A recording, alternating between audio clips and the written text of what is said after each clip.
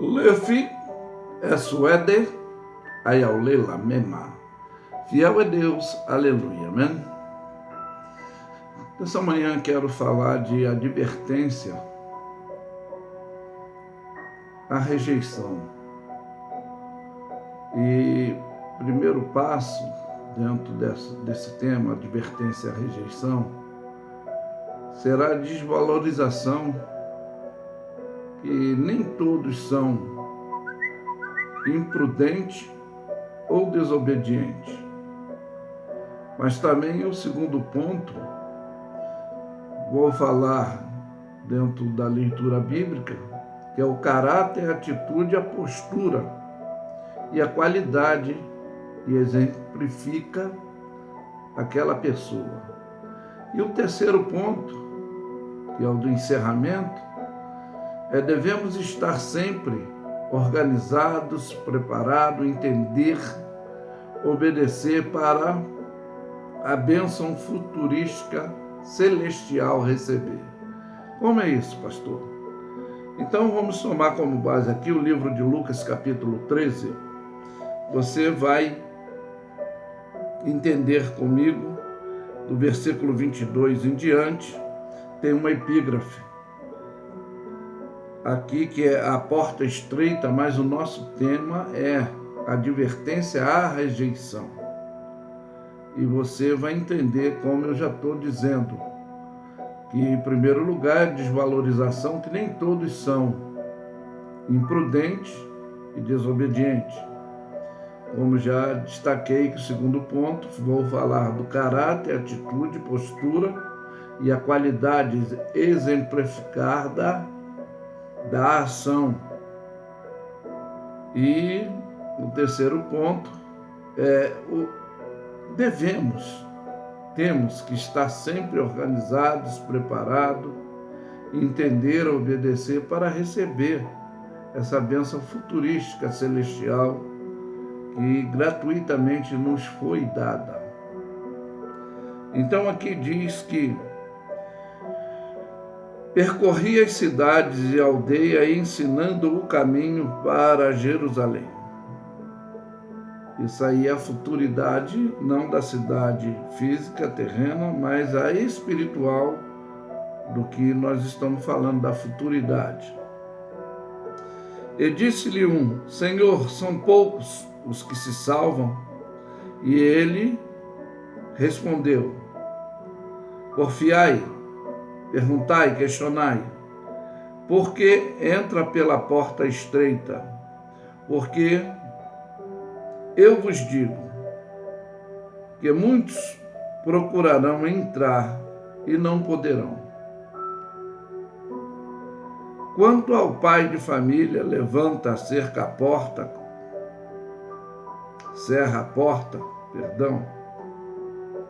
ou seja, fecha a porta, melhor exemplificando, e começar a estar fora, a bater a porta, dizendo: Senhor, Senhor, abre-nos. E respondendo ele, e vos disser: Não sei de onde vós sois. Então começareis a dizer: Temos comido e bebido na tua presença. Tu tens ensinado nas nossas ruas.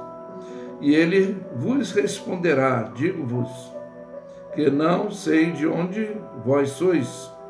Apartai-vos de mim, vós todos, os que praticai a iniquidade. E ali haverá choro, ranger de dentes, quando virdes Abraão, Isaque e Jacó, e todos os profetas, no reino de Deus. E vós serão lançados fora. E virão do Oriente, do Ocidente, do Norte, do Sul, assentar-se-ão à mesa no reino de Deus. Eis que derradeiro os últimos serão os primeiros, e os primeiros serão os derradeiros, serão os últimos. Então, conforme eu exemplifiquei, dentro dessa advertência e a rejeição, de estar ensinando. E quando fosse cumprido, que aqui ele diz que o pai de família se levantar e fechar a porta, tá? Vão correr quando não houver mais solução, condição, que a oportunidade é dada, sempre é dada a todos. Então, tentarão bater na porta, clamar, buscar, e não vão poder entrar, porque não vai se abrir, não terão mais a oportunidade, a chance. Uma parte representativa que eu falo sempre de oportunidade que teve foi o filho pródigo. Teve tempo ainda de refazer, reconhecer e tomar atitude de consertar-se. Mas por que a desvalorização? Nem todos são imprudentes ou desobedientes. Aqui em 1 João 1, aqui no capítulo 1 de João, capítulo 1 de João, versículo 11 em diante, diz que e veio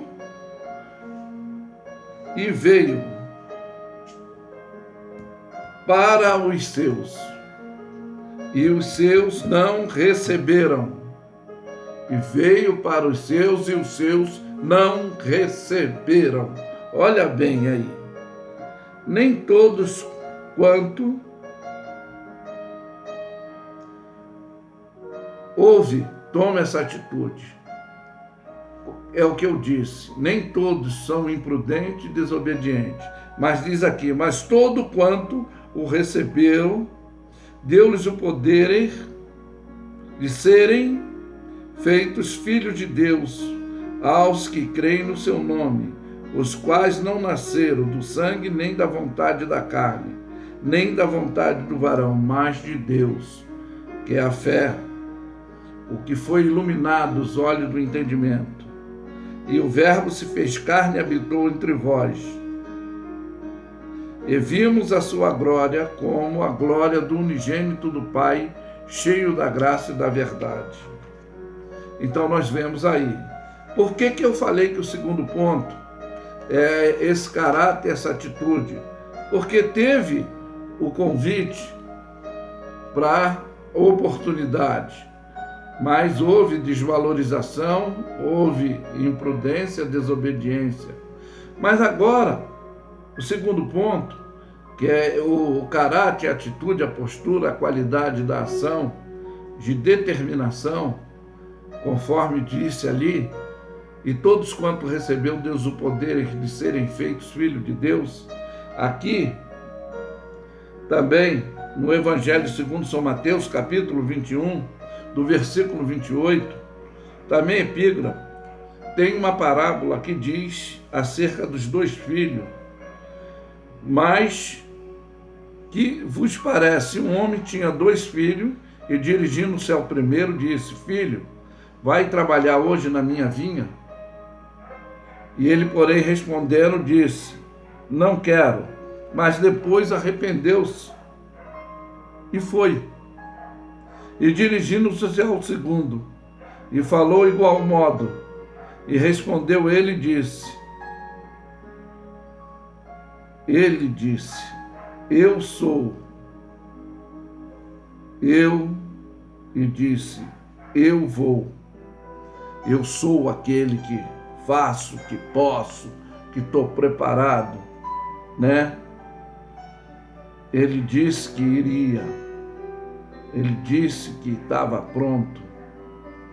Eu vou, meu Senhor. E o que aconteceu não foi. Não se preocupou com aquela palavra, se achando que era importante, poderoso, talvez generoso no seu gesto, que quando ele viu e não sabia, talvez, da ação do outro irmão que disse que não ia, mas foi, e ele dizendo que iria e não foi, Aí aqui vai dizer qual dos dois fez a vontade do Pai. O que falou e não obedeceu, o que não quis e obedeceu. E aí é que está o que eu falei: caráter, atitude, postura da qualidade na ação que representa. E vai dizer qual dos dois fez a vontade do Pai. E disseram-lhes o primeiro. E disse-lhe Jesus: em verdade vos digo, que os publicanos, as meretrizes, entrarão adiante de vós no reino de Deus. Porque João veio, conforme nós já lemos e falamos, da desvalorização, que nem todos são também imprudentes, ou desobedientes, ou também negligentes, né? Conforme, e veio para os seus e os seus não receberam. E agora diz: e veio João a vós no caminho da justiça, e não creres, mas os publicanos, as meretrizes, o crerão. E vós, porém, vendo isso, nem depois vos arrependeste para crer. Olha bem, a pessoa vê situação de ação errada, conforme eu dei o exemplo do filho pródigo, que procurou, com os 3 pontos que ele teve o que todo jovem, todos nós podemos ter: ilusão, que é motivada pela emoção; a decepção, que é o estabilizador de não obedecer orientação; e decisão, que é refazer os erros. É o que eu falo sempre: sábio aprende com o erro dos outros, inteligente aprende com seus próprios erros. Foi o que ele fez. Mas agora, para o encerramento, o 3º ponto é estarmos sempre organizados, preparados, e entender obedecer para uma bênção futurística celestial. Como é isso, pastor?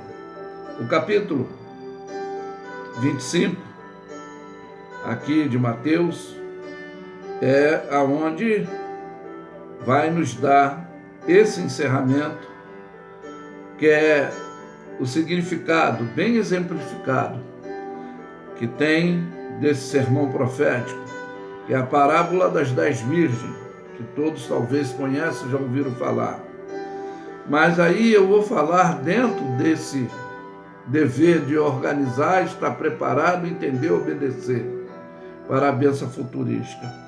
Então diz o texto: então o reino do céu será semelhante a 10 virgens que, tomando suas lâmpadas, saíram ao encontro do esposo. E 5 delas eram prudentes. E 5 delas eram, aqui quando fala de louca, eram relaxadas, negligentes. As negligentes, as loucas, relaxadas, tomaram suas lâmpadas, não levaram azeite consigo, mas as prudentes se preveniram, levaram azeite em suas vasilhas com as suas lâmpadas, e tardando o esposo, dormiram, tosquenejaram e ficaram na sonolência.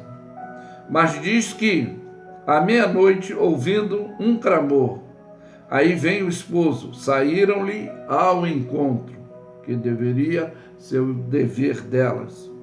Então todas as virgens se levantaram e prepararam as suas lâmpadas.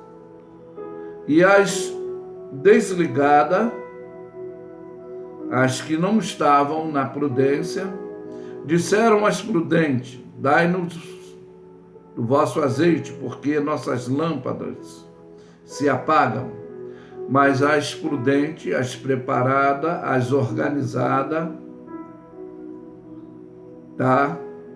responderam dizendo: não haja caso que nos falte a nós e a vós ide, antes ao que vos podem vender e ali compra.